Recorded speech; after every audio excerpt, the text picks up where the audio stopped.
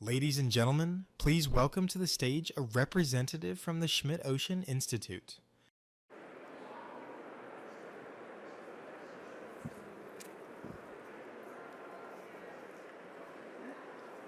Hi everyone, my name is Allison Miller and I am with Schmidt Ocean Institute, and I'm going to talk to you a bit about how we are starting to use AI in oceanographic research. So I hope this is a little bit of change of pace from what you've been hearing today.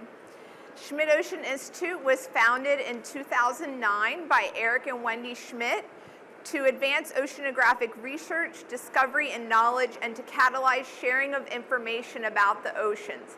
And we do that through our research vessel Falcor 2.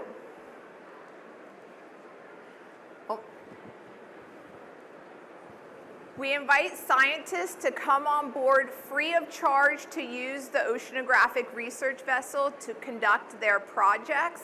And in exchange, we ask that they openly share their data, and they include scientists from the local community that we're working in to do their research. We have a number of assets on board that they can use, such as ROV Sebastian, which goes to 4,500 meters, and he's equipped with a number of high-definition cameras, which I'll get to in a little bit. We also have a new AUV on board. We have a high-performance computing system and a number of water sampling equipment and sensors. So the scientists get to use all of this free of charge. We do not send humans to the bottom of the ocean, we send technology. And that means the scientists, the ROV pilots, and all of the technicians work in a mission control room to see what the vehicle is seeing on the sea floor. They all gather here, they discover what they're seeing, and we also live stream it to YouTube so that anyone in the world can join in the discovery. We capture stunning imagery, such as this colossal squid that we just saw a few months ago in Antarctica, and it was the first video imagery of a colossal squid ever collected. These images are captivating because they are in high definition, which are large, hard to store, hard to make publicly available and analyze.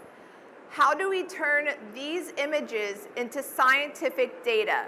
That is, how do we understand the biodiversity of the region or create a map of the sea floor that tells us what is living there?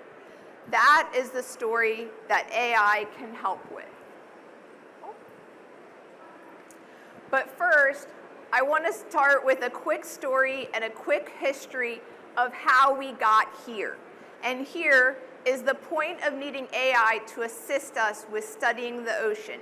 How has what we see changed in our work in the past hundreds of years? Going back to the 1700s and even 1800s, people were designing ways to get below the surface of the ocean and try to see what was there. I don't know about you, but these look pretty scary, and I can see why no scientific research was actually done using this equipment.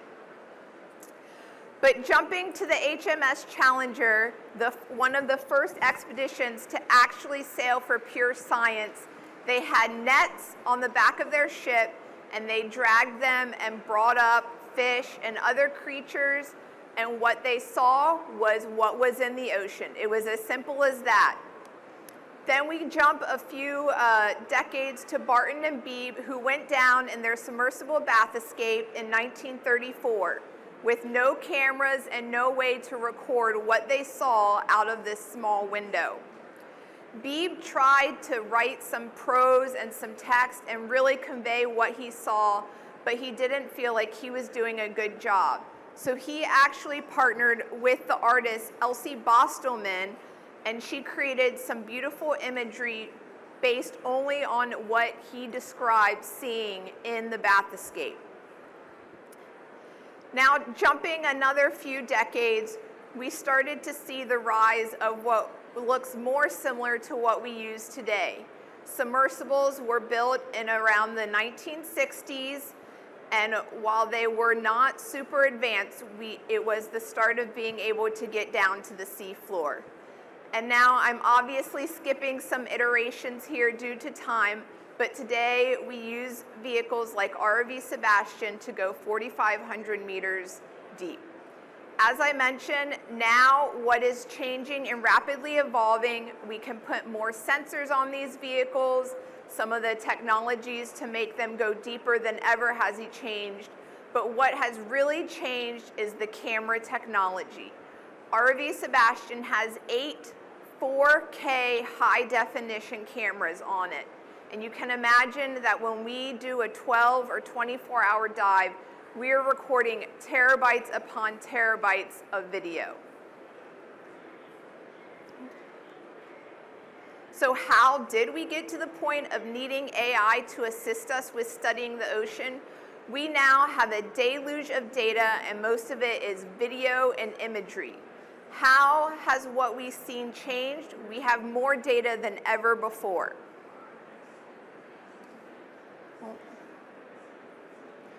This is the ultimate goal when we explore the deep sea, to have a computer model running on top of one of Sebastian's video cameras, identifying in real time the organisms that are on the sea floor, creating essentially a map. We can see what is there, we can measure the biodiversity, and we could create additional maps. It takes a community annotating, inputting, and training these models before we can get to something as automatic as this. But as is true with all starts and beginnings of AI, the more we train and teach the models, the more useful they will be. Today, we do this annotating and labeling when the scientists come off the ship. So once the scientists are back home in their lab, we deploy an annotation and labeling model on a platform called Tater, a take on the word annotation. You can see in this imagery 2 cameras taken from ROV Sebastian of a jelly. The scientists use the annotation platform to access, view, and label the imagery, and the system allows us to also add a variety of AI tools, from general object detection, something that says, this is interesting, look here, to species classification to tell us exactly what we are seeing. This allows scientists to participate in the human in-the-loop machine learning system, where humans are labeling the data and it becomes part of a larger annotation data set that our models can then learn from. While SOI has a ton of imagery in its own library, we put what is annotated in our platform on Tater into a community-driven, larger-scale labeled database called FathomNet. And this database was created by the Monterey Bay Aquarium Research Institute to involve the entire oceanographic community in achieving image analysis with humans and AI. The FathomNet is an interconnected database that receives images not just from SOI, but others in the community, and works as an integrated ocean platform utilizing machine learning to accelerate the analysis of ocean imagery. Fathomverse, located in the bottom image here, is actually a game that anyone in the world, all of you here, can download to play on your phone and help annotate and label real ocean imagery collected by ocean researchers. I encourage you to check it out and download it, and you can contribute to ocean research and the rise of AI in ocean discovery. Due to time, I've only focused on one topic in the ocean world that is using AI to study and advance what we know. There are many other examples, such as subsea cable inspection, intelligent vehicle mission planning, enhanced underwater autonomy, and the laser and camera systems that we use. Oceanography still needs ships. research vessels to collect specific data and reveal new knowledge at a very specific location is still needed. And I'm sure I don't need to tell this group, but ocean research, as well as most research, still needs people.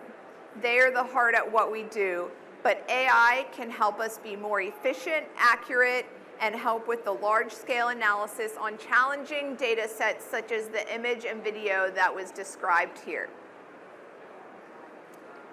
Thank you. And I just want to mention all of the beautiful imagery that you saw in my presentation was taken on our most recent expedition to Antarctica, where we were the first to explore the sea floor after an iceberg calved, and we went in behind it and collected this footage.